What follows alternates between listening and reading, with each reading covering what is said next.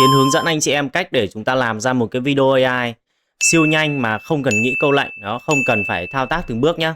Một video bán hàng thời trang như thế này đang đạt hàng triệu view ở trên nền tảng TikTok. Anh chị em có thể nhìn thấy đây, rất nhiều các video triệu view. Đó, chúng ta áp dụng để làm affiliate, đặc biệt là những anh chị em nào đang bán hàng online, làm chủ shop hay là xưởng thì chúng ta cần sản xuất ra số lượng lớn các cái video như thế này.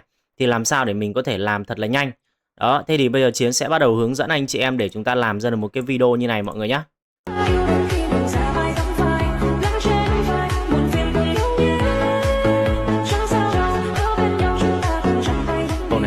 Cái phần đầu tiên đấy là anh chị em chúng ta sẽ lên trên các cái nền tảng ấy. Mọi người sẽ lấy lại cho mình là những cái hình ảnh sản phẩm mẫu như này nhé.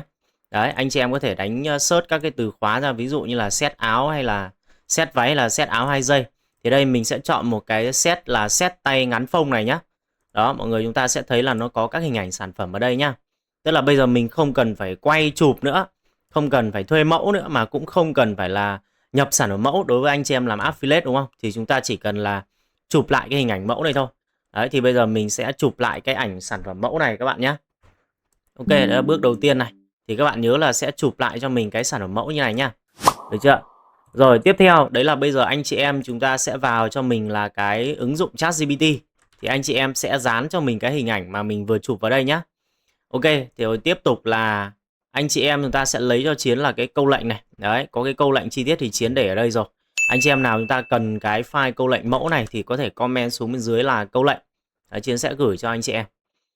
Ok, sau đấy là mình sẽ dán cái câu lệnh để tạo được cái hình ảnh người mẫu vào đây. Đó, thì mình sẽ làm theo cái phong cách là người mẫu chụp ảnh selfie như thế này anh chị em nhé. Đấy, người mẫu selfie mình sẽ làm theo phong cách là người mẫu selfie giấu mặt như này. Ok chưa? Người mẫu selfie giấu mặt như này anh chị em nhá.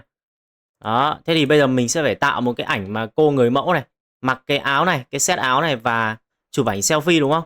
Ok, thế thì ở trong câu lệnh này như các bạn thấy ở đây là mình cũng đã ghi là chụp ảnh selfie trước gương này, một tay cầm điện thoại và che khuôn mặt đây. Đó. Ok chưa anh chị em? Đấy nhá. Đấy, chụp ảnh selfie đây. Rồi, mình có thể phóng to lên anh chị em nhìn cho dễ này.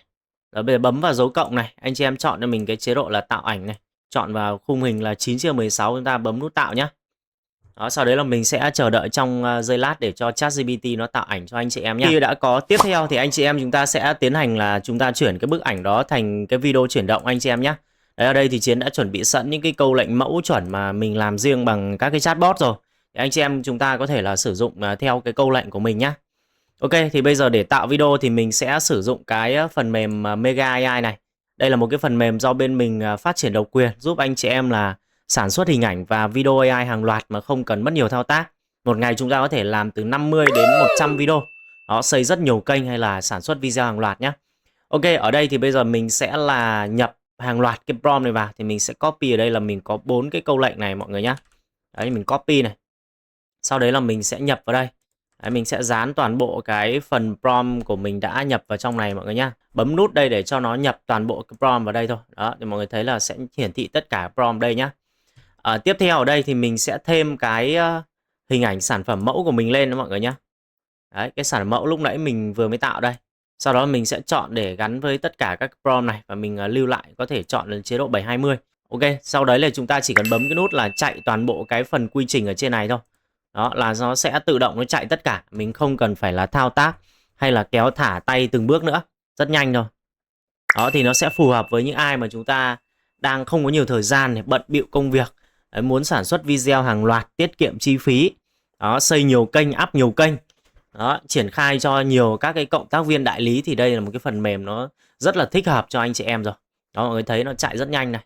Đấy, đã hoàn thành tất cả các video nhá. Đấy, chưa đến 1 phút đấy mọi người. Được chưa? Đấy, 4 cái một phát chạy xong luôn.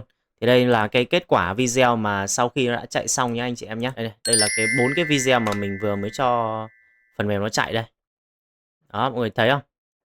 Đấy, video chuyển động rất là mượt mà, ok, sắc nét này. Quan trọng là không lỗi nha. Một phát ăn ngay nha mọi người nhé. Rồi, thì đấy là cái cách để chúng ta áp dụng, chúng ta làm ra một video. Anh chị em nào mà chúng ta muốn sử dụng cái phần mềm này á thì mọi người liên hệ cho mình cái thông tin mình để ở trên màn hình nhé.